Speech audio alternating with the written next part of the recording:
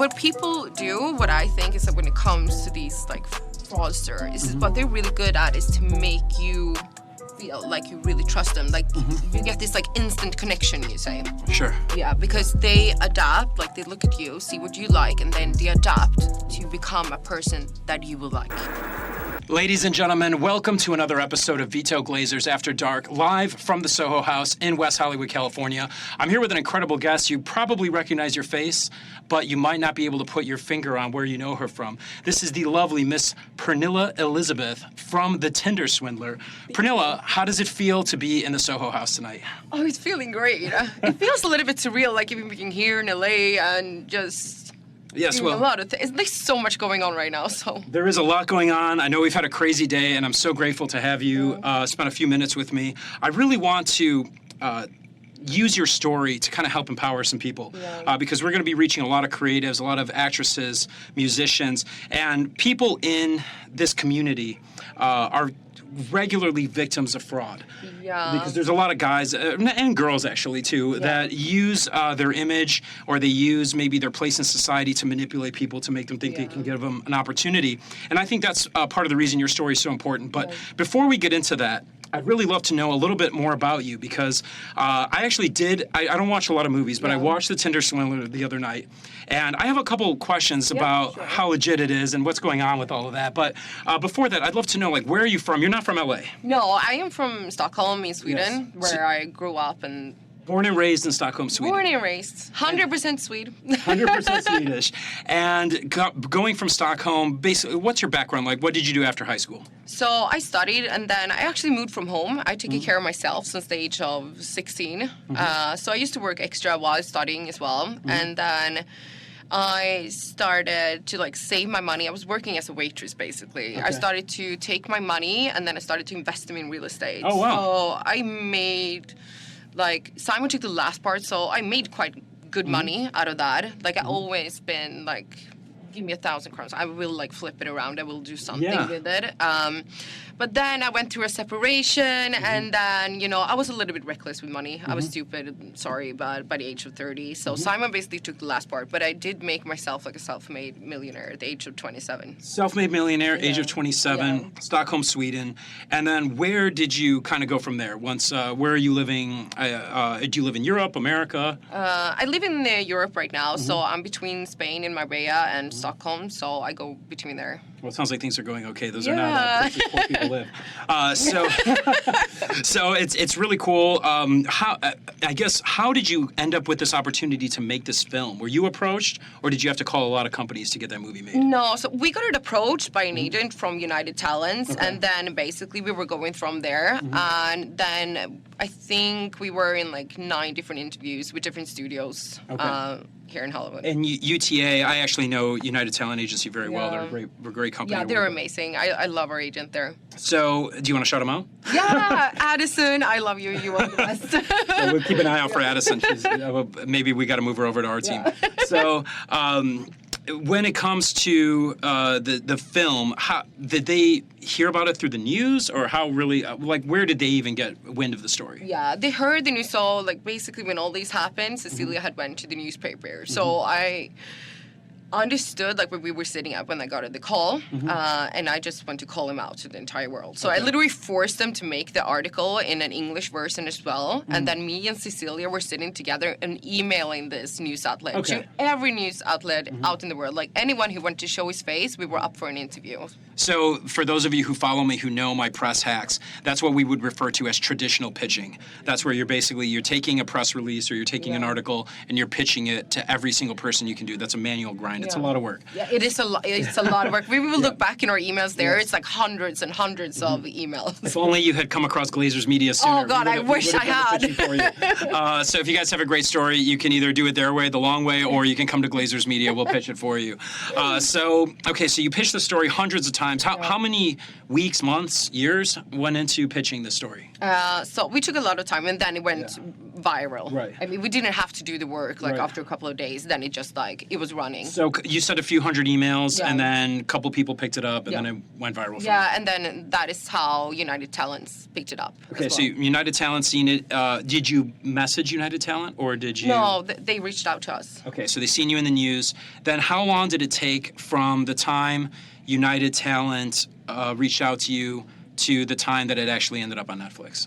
3 years. 3 years. 3 years. And Wow. I am so impressed with the people Yeah. who made the movie and everything as well. We have to think that this was shot and Yes. edited and everything during Corona. So Right. people were literally making this movie Yeah. from their house. Yeah, and it's actually beautifully shot, but I produce a lot of films as Yeah. well, and I was looking at it and I was like, wow, they really they made this on like a budget. Like this Yeah, is I they did know. a really nice job of making it look expensive. Yeah, they made it really, really well. Like how they filmed it and how Yeah. like they produced it and everything. It was great. And then really quick, and then I want to get into a little bit about maybe some things you could teach our audience about how to prevent the same situation happening to them. But how has appearing in your own Netflix documentary affected your life and the people around you? Well, for me, it came like as a shock. I don't think I really understood what was going on until it actually aired. And I have no idea it was going to hit this big as well. I can remember like sitting in the cinema room and I was thinking like, I don't know what is weirdest, like the thing that happened or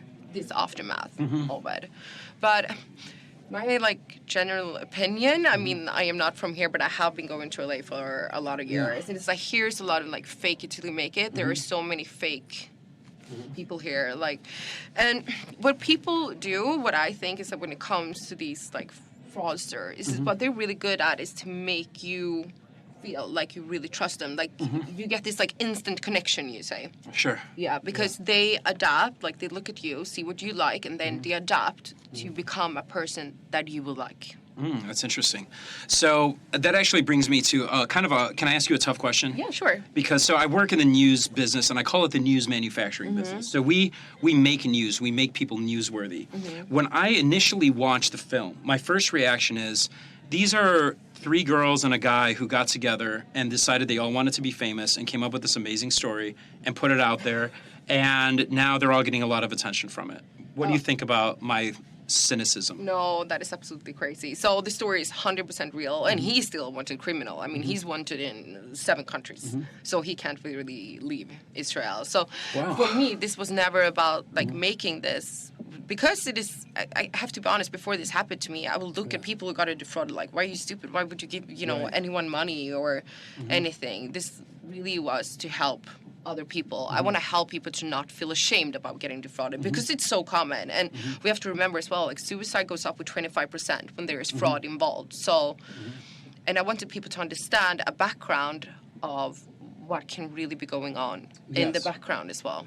Well, yeah, Because it is emotional abuse as well. Well, of course, yeah. It definitely sucks. And, like you said, like you look at these Nigerian scams and stuff where Yeah. they say a prince is leaving you a fortune. And you're like, who falls for this? But then people actually... I they got make that billions. email the other day, actually. I'm like, no. Yeah, you're like, I've already been there. I don't need the money that bad. So, okay, just to proceed on, we have about 5 minutes where I'd like to talk to you maybe about 2 or 3 things that, or insights that you can share with our audience of what you would do differently and how you would identify somebody trying to defraud you. Let's say you're in Hollywood, you're an actress trying to get a movie role. You're a woman, self-made woman, and you're going on these dates with guys in LA. I'm talking about LA specifically, Yeah. or Miami. These are towns where, like, I feel that men and women both take advantage of each other for what Yeah. they can get. So what would you do differently, whether it's in the entertainment business, whether it's just on a dating app? How would you identify something that is a potential scam? And then what would you do to kind of get yourself out of that situation quickly? Well, it is very tricky. So, like, for example, I had an entire team going after me. Like, I had so many people, like, legitifying the entire story. And I didn't meet everyone at once. Like, they came, like... Right. So it is a tricky process because it's like saying, like, don't trust people. Right. And if we take away the trust, where's the world heading then? So I think what happened to me was very like spectacular in that way, that they had so many people involved. But of course, like, you should always be careful and a little bit thoughtful. But as well, you can't send out a private detective to every new person that you meet. I mean, I promise you, no one would meet me if I would send a private detective on you before coming here. I do background check pretty much everybody I Yeah. interact with. Yeah. So maybe that's just me being in LA for too Yeah, long. yeah, oh yeah. Maybe you're better. Maybe Yeah. you should tell me how to Yes. do this. Well, no, I was just wondering your Yeah. insight. So yes, No, I so- think you should always be a little bit more cautious, and I Yeah. think this would not happen to me today. But I mean, like, I got it brainwashed. So my point of view with brainwash, for example, was that you have to be a weak person to get brainwashed, Mm-hmm. but you don't have to. But it is tricky. So maybe one of the insights we could share is don't share too much personal information about Yeah. yourself to give somebody the ability to manipulate you with Yeah, it, exactly. right? Like kind of play your cards Yeah. until you really know. So what I have to learn is like not to be too nice. Mm-hmm. I think I also always had this like little bit of issue. Like I want everyone to be as happy as I am. So I always want to look after people. If people come with Yes. problems, like I'm the friend that people call in the middle of the night and just Yes. if something has happened because I'm a fixer and a doer. Like Mm-hmm. if you get stuck in an island, like you can't get out of there, you would call me and I would get you out of there. You know. Well, So- yeah, apparently I've seen that on TV Yeah. already. My question, when you met Simon, he had like 100K followers. Yeah. Did you check his engagement rate? Were the followers real? To be honest, no. I wasn't that into Instagram Yeah. at this point. I mean, like, this happened to me 4 years ago. I met Simon. Okay. I didn't really use Yeah. Instagram that much. I feel at like this it's gotten point. bigger now. Yeah. I mean, like, now you understand it a little bit better. I Mm-hmm. mean, like, now I go in and I look how many people, like, on the comments, like, what type of comments is it. Mm-hmm. Yes. I learned a lot throughout this experience, Mm-hmm. so, So was he verified on Instagram? no, he wasn't. That's why you shouldn't date unverified Yeah. people. That's one of my tips. That's one of my tips. This is that I such share. an LA and Hollywood thing. Like, don't date. I'm just kidding. unverified I'm just kidding. people. Well, I joked around with my friend. He said, "Well, he's like, why would you say that?" And I said, "Well, at a minimum, the girl's got an ID. Yeah. You know what I mean? So that's like that's at a minimum. Anyways, that's a bad. Can I joke. say something funny? Of So course, everyone can yeah. be like, oh, how could you believe that? How could you believe Yeah, that yeah, was him? yeah. I literally like, no news reporter ever have asked about my ID card. When I Okay. sold my life rights, Yeah. it was like Corona happened. Yeah. So normally, if you would sign it here, you go and like have someone to sign under that you were you. Right. But that couldn't happen. I was in Sweden. So no one never looked at my ID card. I literally sold my life rights without, no news reporter have ever looked it up. No one had never asked me. So I could have literally imagined, you know, I could have Yeah. just pretended to, I could've sold the life I could have rights. been Yeah. like someone else. Yes. And that is So- absolutely insane. And then people could come to you like, oh, how could you believe that he was him? I was like, Yeah. as a passport, we were going Yeah. on flights, like we were Yeah. checking in hotels. They were like, welcome back, Mr. Leviev, everywhere. Wow, what it's so elaborate. To me, that's kind of like spending more time cheating on the test Yeah. than just like studying for Yeah. it. You know, if I were him, I mean, with that intelligence and that level of being able to do that, he could have just, I don't know, come out to Hollywood and done what everybody else I mean, does, like, right? if he would have worked in sales, Yeah. I mean, like, he would have been the best salesperson. I mean, imagine him just selling cars. I mean, he could Yeah. just sell you everything. And here's the reality of things is that a lot of really people who do that stuff, they just do it because they enjoy it. Did you? They have some kind of sociopath or Well, he is a narcissist sociopath, and he's a very, very sick one. You can still, like, he have done, like, one interview for Yeah. Insider Edition or something. Yeah, and then you can just see him, it's like, this is very hard for me. yeah. Because, like, these people love themselves. Like, Yes. he sees himself, like, smarter and better than Yeah. everyone else. How do you feel about him being on Cameo?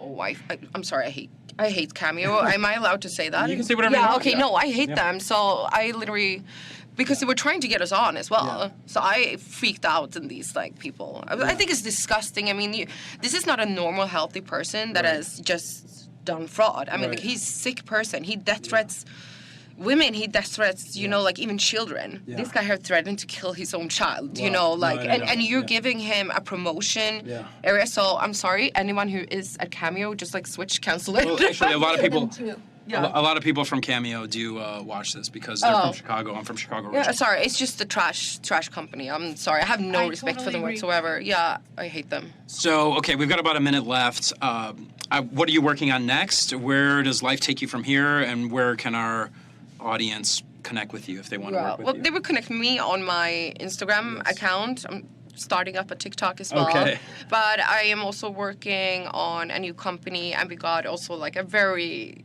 interesting collaboration that is coming out very soon. Share that with us. What are you working on? It involves diamonds. So we Oh. are making a collaboration with the real LED diamonds. So we're having a bracelet coming out very soon. We'll add the link at the end of the show once it's public information. But and what besides the collaboration with the jewelry company, do you have any plans for new content? Do you have any plans? Where do you see your career going from here? More real estate? I think right now I'm working on a different company. So I'm starting up my own like cleaning product line, and then also I'm trying.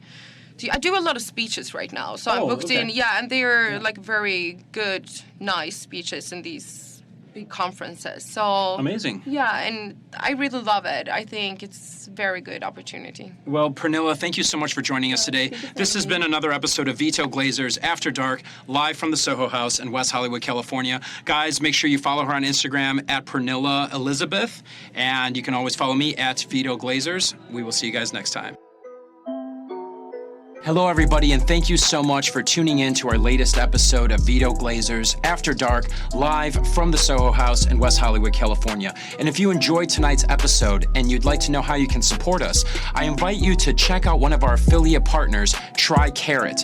Carrot is an influencer black card. It's the first charge card and credit card that's built around underwriting your social media audience in order to approve you for your credit limit. It's really cool and really innovative financially. And on top of that, the Black Card gives you access to some amazing events. Like they did a casino night in downtown LA. They do all kinds of influencer support groups and influencer opportunities. So if that's something that you're interested in, if you're an influencer or you're an entrepreneur that is active on social media and you would like to check out a really cool credit card or charge card, I got approved for up to $15,000. You can apply for free at influencerblackcard.com. So again, if you enjoyed the episode tonight and you'd like to learn how you can support us without having to spend any money at all, you can apply for free. I invite you to check out influencerblackcard.com. And if you have any questions about it, feel free to DM me on Instagram at Vito Glazers, and I can tell you all about it.